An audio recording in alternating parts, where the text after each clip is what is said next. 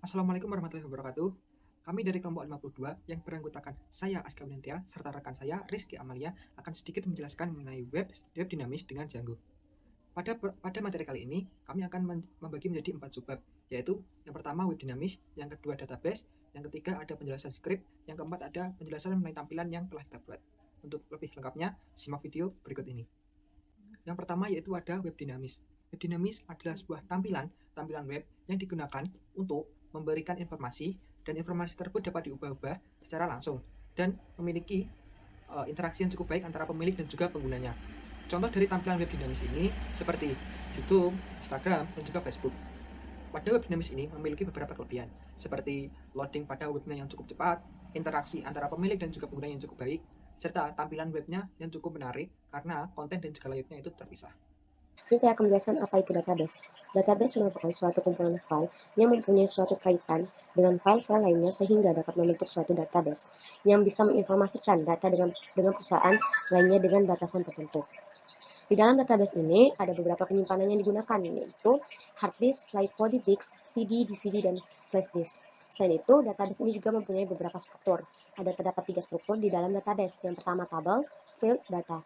Tabel itu sendiri merupakan suatu kolom yang berisi untuk suatu informasi yang akan disampaikan. Sedangkan file itu merupakan elemen-elemen yang terdapat di dalam tabel. Sedangkan data itu merupakan objek file ataupun objek fakta yang terdapat pada data yang akan ditampilkan. Nah, di dalam database ini kita menggunakan menyambungkannya itu menggunakan PHP MyAdmin. Nah, selanjutnya saya akan bahas pada bagian script yang menampilkan dan juga bagian menghapus data. Nah, pada bagian menampilkan di sini terlihat pada folder views. Nah, pada folder views ini sudah terdapat banyak sekali menu dev. Nah, menu dev ini dibuat berdasarkan fungsinya masing-masing. Pada bagian menampilkan terdapat pada dev grid. Nah, pada dev grid ini ada bagian request. Request ini digunakan untuk mengimpor bagian dev grid nanti untuk dijadikan pada setiap fungsi yang telah dibuat pada Nubius. Nah, pada bagian dev ini terdapat juga ada return render. Nah, return render ini digunakan untuk mengimpor bagian views yang telah dibuat tadi ke bagian HTML. Selanjutnya ada bagian menghapus. Bagian menghapus ini terdapat pada menu dev ini juga. Nah, di sini terdapat tulisan dev delete. Dev delete juga terdapat menu request juga yang fungsinya sama seperti pada bagian grid tadi. Nah, pada bagian ini juga terdapat return render. Nah, return render ini digunakan juga seperti sama pada bagian menu grid tadi. Nah, pada bagian ini digunakan untuk mengimpor ke bagian dashboard yang bagian delete-nya nanti. Jadi pada saat di bagian dashboard diklik menu delete, nah nanti terkoneksi pada views ini dan pada bagian tampilannya nanti akan terhapus. Selanjutnya pada views ini terkoneksi ke bagian URLs. Pada URLs nanti URLs nanti akan mengimport pada menu data script yang telah dibuat pada views tadi, semua data, nah akan diimport pada bagian URLs. Nah, pada bagian URLs ini akan ditransfer pada setiap data yang telah kita buat. Nah, untuk itu pada bagian ini semua akan bisa ditampilkan pada bagian halaman webnya nanti. Baiklah, di sini saya Rizky Junior akan menjelaskan tentang update data dan juga untuk tambah data. Di mana sebelum membuat suatu web dinamis, kita harus menggunakan url.py. Nah, di dalam url.py ini untuk memanggil atau untuk membuat suatu data yang akan kita buat di dalam web dinamis. Nah, di sini kan saya ingin membuat suatu coding untuk update data dan juga untuk tambah data. Dan di bagian update data kita bisa dilihat di dalam coding url.py yaitu url patterns. Nah, path ini untuk update data itu sendiri ada update garis miring update underscore id view.update name sama dengan update. Dan untuk bagian tambah data itu terdapat di pada bagian menu create HTML. Nah, jadi kita membuat untuk memanggil path-nya yaitu path create garis miring view.create name create. Nah, setelah itu lanjut ini lanjut ke view. Dimana view ini untuk memanggil dev update. Nah, sini saya akan memanggil suatu update. Dimana dengan codingnya sebagai berikut bisa dilihat di tampilan PowerPoint saya. Data underscore update sama dengan basis.object.get id update underscore id. Nah, data-data tersebut ini sebelum dimasukkan kepada sebelum dimasukkan pada view.py, sebelumnya kita itu mengupdate-nya dulu terlebih dahulu di dalam from.py. yang dimana itu kita harus memanggil kelas basis form, model form, atau kelas meta. Nah, di sini udah saya tulis ada beberapa jumlah komponen yang akan dipanggil di dalam web dinamis yang akan kita buat. Seperti ini, setelah itu kita menentukan nama produk itu kan bisa berupa angka maupun huruf.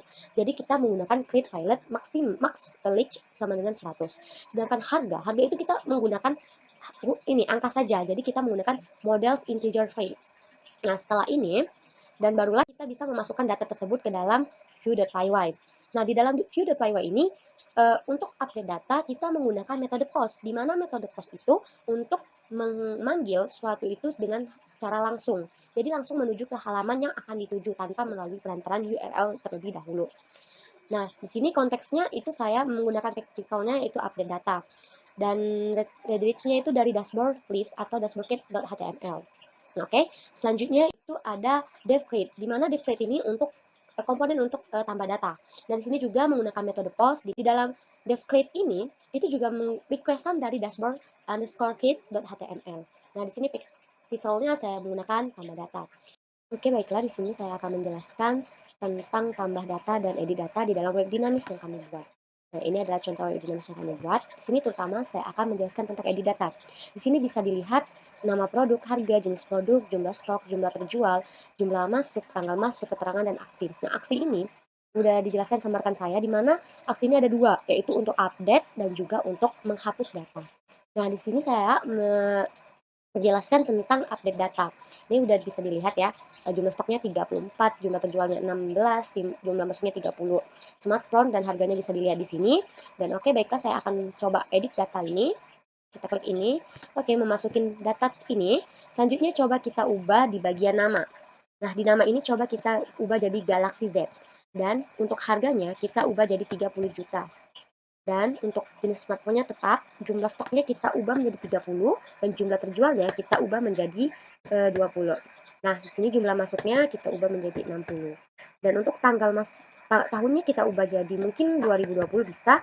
Terus untuk bulannya itu bulan 8 mungkin tanggalnya 24. Oke. Nah, di sini. Nah, di originalnya kita bisa ganti dengan tulisan sukses. Kita ganti sukses, oke. Kita kirim. Nah, data di nomor 1 yang kita edit tadi udah berubah nih. Yang awalnya jadi smartphone Galaxy Z Fold 2 menjadi smartphone Galaxy Z. Dan harganya udah bisa berubah, jumlah stoknya juga bisa berubah, jumlah terjualnya juga, jumlah masuknya dan tanggalnya nih udah kita update dan keterangannya juga udah kita ubah menjadi sukses. Oke, itu dari untuk mengupdate data. Sedangkan untuk mentambah data, bisa kita klik di sini. Kita tulis seandainya produknya ini. Nih, produknya adalah Galaxy Pro Max. Nah, untuk harganya kita coba 13 juta. Oke, jenis produknya itu smartphone. Terus jumlah stoknya kita buat 34, bisa itu 12. Terus jumlah masuknya bisa kita gunakan 6. Nah, tanggal masuknya itu kita buat tahun terlebih dahulu. Selanjutnya kita buat bulan dan buat tanggal. Oke, keterangannya kita bisa tulis sukses saja. Sukses. Nah, coba kita kirim. Kita bisa cek di sini. Oke, datanya udah masuk nih ya di bagian ini. Nah, berarti program yang kita buat itu berarti berhasil. Oke, selanjutnya kami akan membahas mengenai review dari web yang telah kami buat. Nah, di sini saya akan menjelaskan bagian delete yang dimana materinya telah saya sampaikan sebelumnya. Nah, delete sendiri dapat dilihat pada icon di menu aksi di sini. Nah, di sini menu silang ini merupakan menu delete. Dapat saya contohkan sebagai berikut. Nah, jika diklik menu yang pada data yang telah dibuat tadi akan hilang. Ini merupakan fungsi dari delete. Mungkin itu yang dapat kami sampaikan. Apabila ada salah kata dan kekurangannya kami mohon maaf. Terima kasih. Wassalamualaikum warahmatullahi wabarakatuh.